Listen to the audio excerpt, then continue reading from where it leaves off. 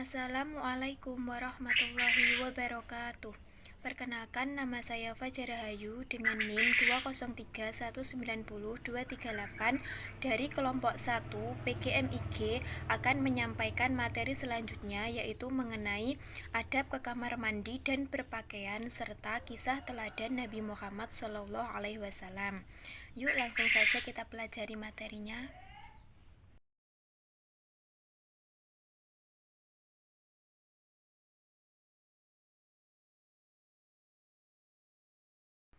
Adab mandi dan berpakaian. Adab ketika di kamar mandi dan ketika mandi. Yang pertama, adab ketika di kamar mandi yaitu 1. Membaca doa. Bacalah doa dengan suara pelan atau berdoa dalam hati. Kita tidak diperbolehkan bersuara saat berada di dalam kamar mandi. Berikut doa masuk ke kamar mandi. Allahumma inni a'udzubika minal khubusi wal khobais. 2. Lepaskan cincin jika memiliki atau memakai cincin. Rasulullah selalu melepas cincinnya ketika masuk ke kamar mandi atau WC. 3. Masuklah ke kamar mandi dengan mendahulukan kaki kiri. 4. Jangan lupa memakai alas kaki. Sebagai salah satu untuk menghindari najis juga berguna agar tidak mudah tergelincir. 5. Jika ingin buang air besar, gunakanlah penutup kepala. Bisa berupa sarung, kain, dan lain sebagainya. Hal ini dianjurkan oleh Rasulullah agar kepala kita tidak dikencingi oleh setan. 6. Jangan bersuara atau berbicara di dalam kamar mandi. Jangan bernyanyi, menjawab salam, apalagi membaca Al-Quran atau bersolawat yang akan menimbulkan suara. 7. Jangan membawa Al-Quran atau tulisan yang berlafadzkan Allah. 8. Ketika ada orang yang mencari kita dan kita sedang berada di dalam kamar mandi, berilah isyarat agar orang yang mencari kita tahu bahwa kita sedang berada di dalam kamar mandi. 9. Jangan mandi berduaan, bagi remaja atau dewasa, baik sesama jenis maupun berlainan jenis. Hal ini dilarang untuk menghindari kemaksiatan. 10. Jangan makan atau minum di kamar mandi, karena kamar mandi bukan merupakan tempat bersih untuk melakukan kebaikan. 11. Tutuplah pintu saat berada di kamar mandi. Jangan biarkan pintu terbuka. Jika tidak ada pintunya, bisa menggunakan tirai atau kain sebagai penghalang mata. 12. Jika akan keluar kamar mandi, pastikan kamar mandi dalam keadaan bersih. Bersihkan atau siramlah jika masih ada bagian yang kotor dari sisa sabun di lantai. 13. Keluarlah dari kamar mandi dengan mendahulukan kaki kanan. 14. Setelah keluar dari kamar mandi, bacalah doa berikut. Gufronaka alhamdulillahilladzi adhaba anil adza wa afani.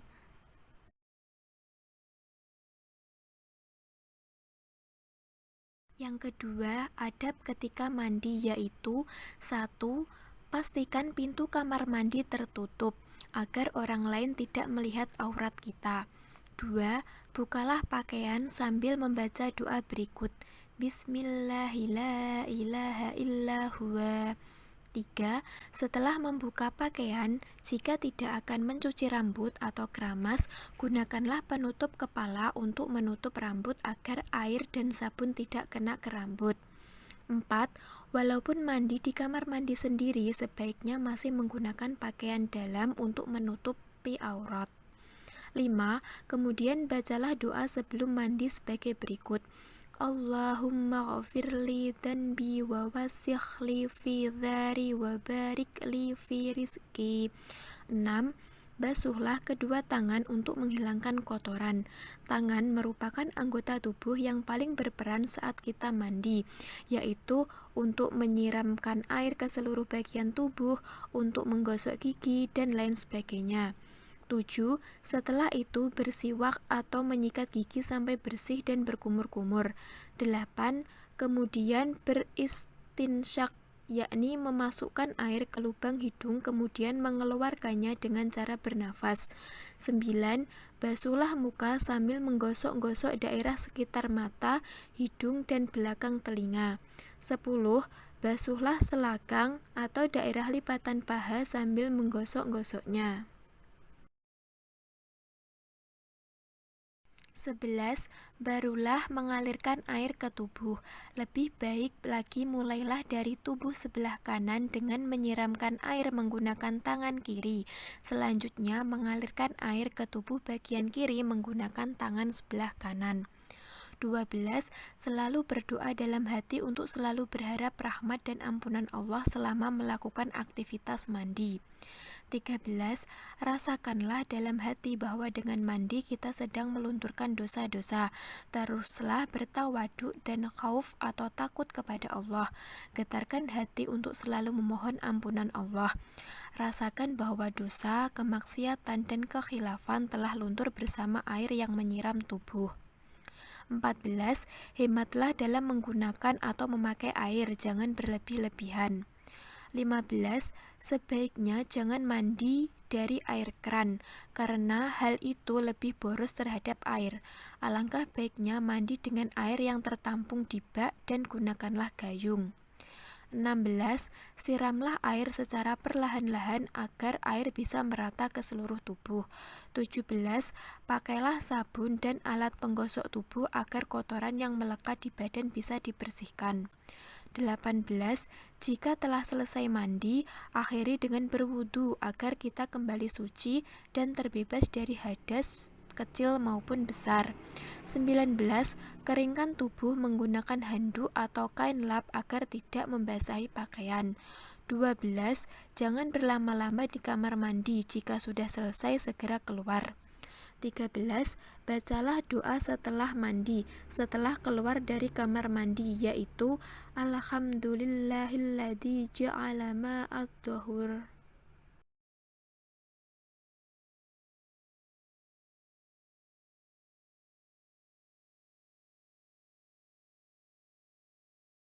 B. Adab ketika berpakaian. Yang pertama, adab ketika memakai pakaian, yaitu 1. Sebelum memakai pakaian, hendaknya diawali dengan membaca doa terlebih dahulu, yaitu Alhamdulillahilladzi kasani ma uwarri bihi aurati wa atajamalla bihi fi hayati. 2. Memakai pakaian yang bersih dan rapi. 3. Memakai pakaian yang sesuai dengan ukuran tubuh. 4. Laki-laki tidak diperkenankan memakai pakaian berbahan sutra. 5. Ketika akan memakai pakaian, dahulukan anggota badan sebelah kanan. 6. Laki-laki memakai pakaian laki-laki dan perempuan memakai baju perempuan. Yang kedua, adab ketika melepas pakaian, yaitu 1. Sebelum melepaskan pakaian, hendaknya membaca doa sebagai berikut. Bismillahilladzi la ilaha illa huwa. 2. Saat melepas pakaian, dahulukan anggota badan sebelah kiri. 3. Meletakkan baju ganti di tempat yang sudah ditentukan agar terlihat rapi dan tidak berserakan. 4. Meletakkan baju kotor di tempat yang telah disediakan.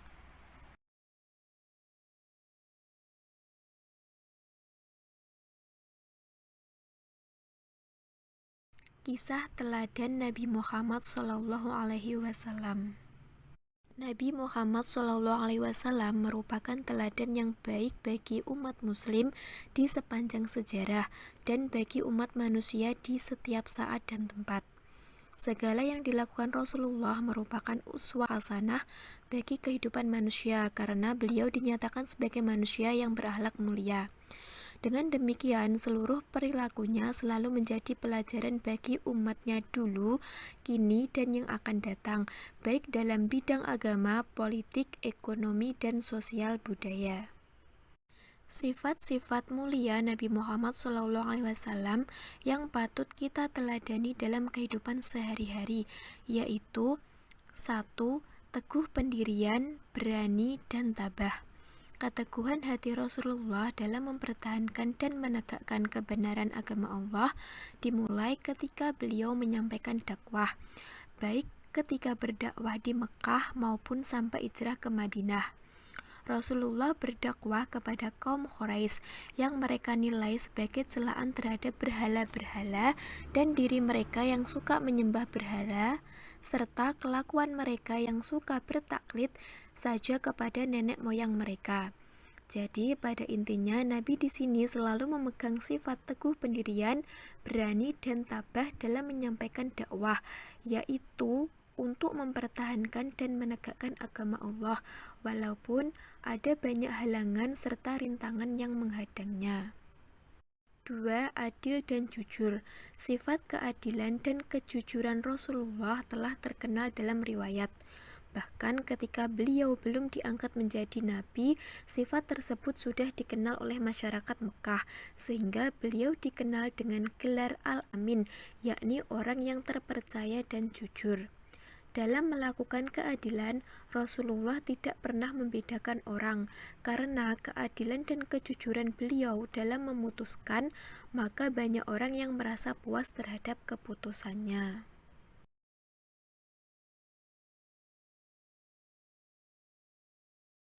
3. Bijak dan cerdas.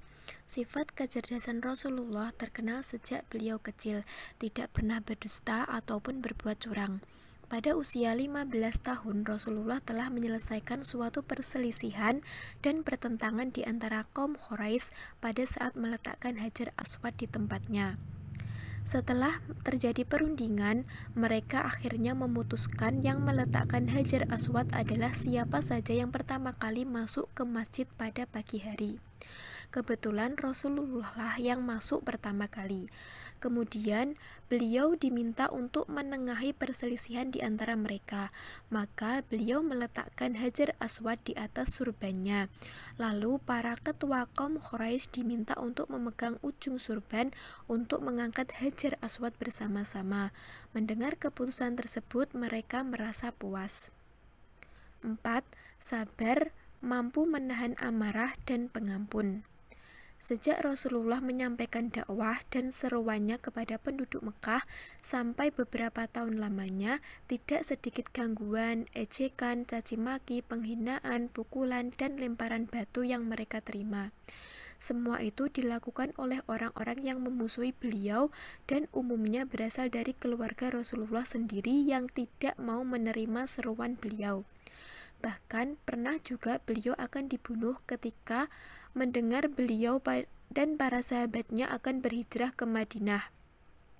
Tetapi selama itu beliau tahan dan ulet dalam menghadapi mereka, dan beliau selalu mengampuni mereka dan mendoakan kebaikan untuk mereka. Dan Rasulullah juga pernah dianiaya oleh penduduk Taif yang begitu kejam dan ganas. Namun ketika mereka akan dijatuhi siksa oleh Allah, dan malaikat Jibril pun menawarkan bantuan untuk menghancurkan mereka.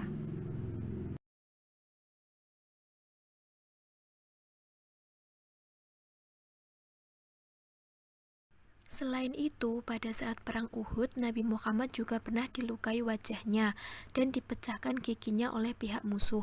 Maka sebagian sahabatnya sangat marah melihat peristiwa yang menyedihkan itu. Lalu mereka berkata, "Alangkah baiknya jika engkau berdoa agar mereka diturunkan siksa." Beliau menjawab, "Sungguh, aku tidak diutus untuk menjadi pengutuk, tetapi aku diutus sebagai rahmat." 5. Kasih sayang Rasulullah kepada makhluk Allah. Rasulullah tidak hanya memiliki sifat penyayang kepada manusia, tetapi juga kepada makhluk lain, misalnya binatang. Rasulullah melarang orang membebani binatang dengan muatan yang berat. Beliau memerintahkan supaya orang yang berlaku baik jika menunggangi binatang dan binatang dalam keadaan sehat. Beliau juga memelihara binatang dengan baik. Rasulullah melarang orang membunuh binatang kecuali hendak dimakan. Kemudian jika orang tersebut hendak menyembelih binatang, beliau menyuruh agar binatang tersebut dalam keadaan sehat dan menyegerakan menyembelihnya, supaya binatang tersebut tidak merasakan sakit. 6. Zuhudnya Rasulullah. Rasulullah tidak menyukai kemewahan hidup, kesederhanaanlah yang mewarnai kehidupan beliau. Beliau tinggal bersama istri-istrinya di dalam sebuah pondok kecil yang sederhana. beratap jerami, tiap-tiap kamar dipisah dengan batang-batang pohon plana yang direkat dengan lumpur. Beliau mengurus rumah tangganya sendiri, seperti menjahit pakaian, memerah susu kambing, dan menambatkan untanya sendiri, serta memperbaiki sandal. Peralatan rumahnya sangat sederhana, tikarnya terbuat dari kulit dan rumput kering. Hartanya yang paling berharga adalah apa yang ada di tangannya. Yang paling mewah adalah sepatu hadiah dari Raja Najasyi. Demikian juga beliau sangat sederhana dalam makanan. Beliau sangat sedikit makan, roti tawar dan air putih. Kadang-kadang selama berbulan-bulan beliau tidak menyalakan perapiannya. Beliau minum susu apabila diberi oleh tetangganya. Perlu diketahui bahwa kesuhudannya bukan menyengsarakan diri dan bukan kewajiban agama. Sebab dalam Al-Quran dianjurkan untuk makan barang-barang yang halal dan enak, agar dapat mencari keseimbangan antara kebutuhan jasmani dan rohani, serta dunia dan akhirat. Rasulullah pun sendiri pernah menganjurkan agar mencari duniawiyah atau materi, seakan-akan hidup selama-lamanya dan beramal mempersiapkan akhirat seakan-akan mati esok. Perilaku demikian adalah untuk memberi contoh kepada umat manusia untuk menunjukkan kekuatan hidup yang tidak tergantung kepada masalah-masalah materi dan kekuasaan. Dan di satu sisi menunjukkan kemurahan Rasulullah untuk menumbuhkan solidaritas sesama manusia tanpa melihat bungkusnya. 7. Taat beribadah. Rasulullah sangat cermat dalam menjalankan ajaran Islam. Tak seorang pun yang bisa menandingi sholat sunnahnya. Meskipun sudah bebas dari dosa, demikianlah hati Rasulullah telah bertaut dengan Allah.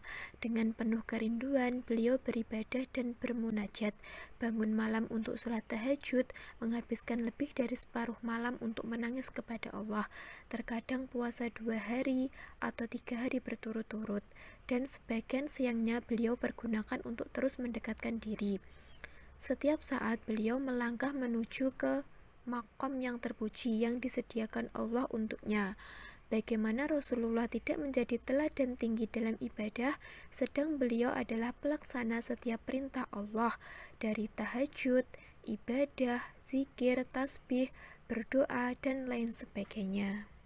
Melalui segala aspek-aspek baik kebenaran, kejujuran, amanah, akhlak terpuji, kesuhudan, kesederhanaan, kedermawanan, kesabaran, kebijaksanaan, keadilan, kelembutan, kasih sayang yang dimiliki oleh Rasulullah, segalanya adalah uswatun hasanah bagi kehidupan manusia yang universal.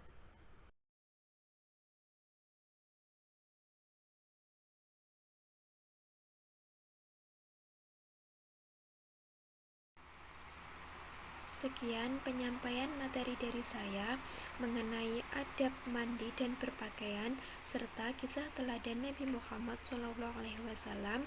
Apabila terdapat kesalahan dalam bertutur kata ataupun dalam penyampaian materi, saya pribadi mohon maaf yang sebesar-besarnya.